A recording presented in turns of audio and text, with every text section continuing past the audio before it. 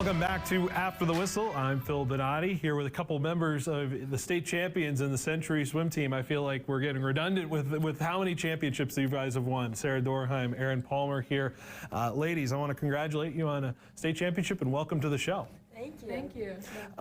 What another great season for Century Swim and Dive, and this program has really been able to put it together. I mean, for how many years you had in a row now. And Erin, I want to start with you.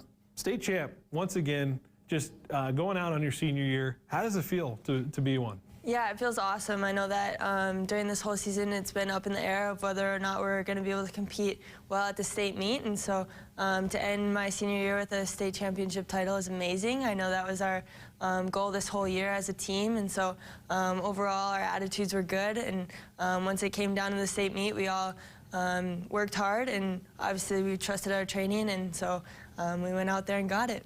Sarah, I want to pose the same question to you. I mean, your reaction to what your team was able to kind of put together this season. You know, I think it was just really awesome, like, to see it all come together. You know, I think the team chemistry really helped with that. We all, like, worked really hard, pushed ourselves. As like Erin said, we was up in the air if we were gonna get the state championship title or not. But I think, just everyone supporting each other and being there for each other and just really giving their best at the meet, I think that really helped us secure it. It hasn't been an easy season. You mentioned this with how close it was between some of the teams you were facing, especially the Minot team that was on your toes. You lost the WDA championship, and so how did this team? I'll start with you, Erin. How was this team able to really kind of bounce back from that WDA performance and come out and improve in the state meet? Yeah, so a lot of our captains did a really good job, and even a couple of our other seniors did a really good job, and we just made sure that we checked in on the girls, see how they were feeling, and obviously we didn't taper for that meet, and so we knew that we weren't going to go out there and swim our best races, and that Minot was going to compete really well. So we just kept our heads up and stayed positive. Yeah. Where have you seen the team most improve this year, Sarah, with how it started this year to where it is now? I know you had a pretty young team in general, too, to kind of bring up into the ranks of this varsity squad. Yeah, for sure.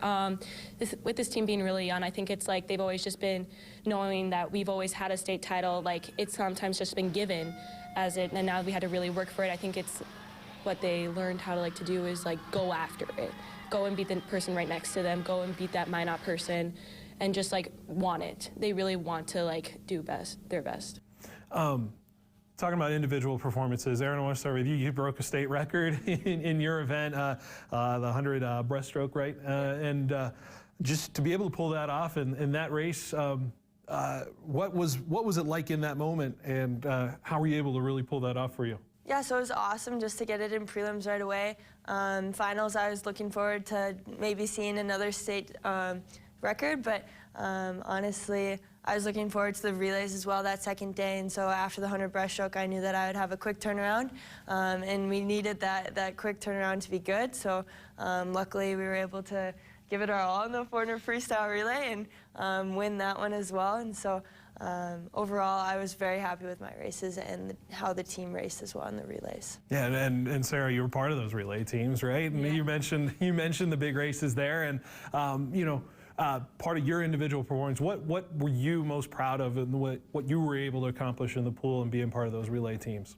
You know, I was just really proud of how the relays always hype up the whole team and get us excited and get us more motivated to want to score more points, win obviously in the end. And I was really proud though of myself. I went straight from the relay straight to the finals in the 200 free, which I didn't know how that was going to go. I thought I performed pretty well, considering quick turnaround right there. And then I was really happy. We went 1-2 also with Taylor Cook in the 100 free, and that was just an awesome experience to have that.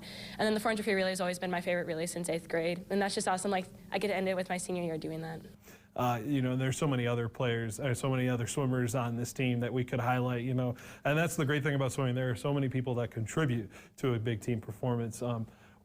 Quickly, just a little before we go, you know, what kind of one word do you describe this team, or what kind of one little phrase would you describe this team in what you'll remember on the squad? Definitely energetic and always up to have a good time. You, Sarah? I think driven. We're very driven to succeed. We're very driven to motivate each other. Well, that is a wrap on the 2021 state championship of Century Swim Team and Dive Team. A fantastic season, a program that continues to excel in the pool. And congrats and thank you for being on the show with us. Thank you. All right, we'll be right back with more after the whistle next.